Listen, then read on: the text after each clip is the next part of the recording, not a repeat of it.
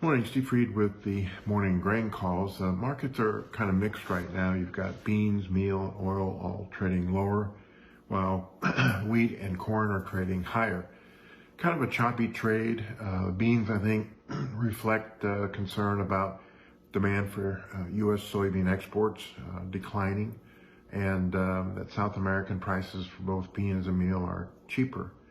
We're also kind of waiting for China to kind of pick up some of their new sales, new buying of U.S. new crop soybeans. They talked about asking prices for October and November. Month of May, Brazil shipped a record amount of soybeans, 15 million metric tons, and I think that that will slowly start winding down seasonally. And some people think that for the 21-22 campaign, China could take as much as 40, maybe 42 million tons of beans from the United States. As far as corn is concerned, we should see a good export number for new crop today. The guesses were anywhere from 5.9 to 7 million tons. And we'll just kind of see if the market wants to trade that, especially in the December contract. In the wheat, we're probably trying to recover a little bit from an oversold situation. Funds have added to their short positions in Chicago wheat. Weather conditions in the southern plains remain mostly favorable, with maybe a little bit too much rain in the eastern parts of Kansas, maybe Oklahoma and Texas. Although it looks like down the road that forecast might dry out a little bit down there. Still not a lot of rain forecasted for the PNW, the northern parts of the northern plains and southern Canada prairies, which could raise some concern about wheat crops there and could help the Minneapolis futures.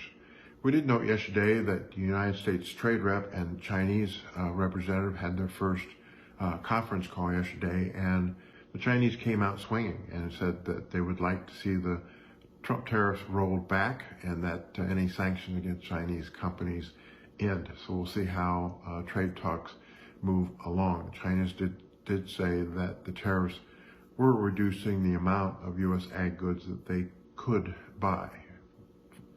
Also, weather-wise, there's not a lot of concern right now for parts of Europe.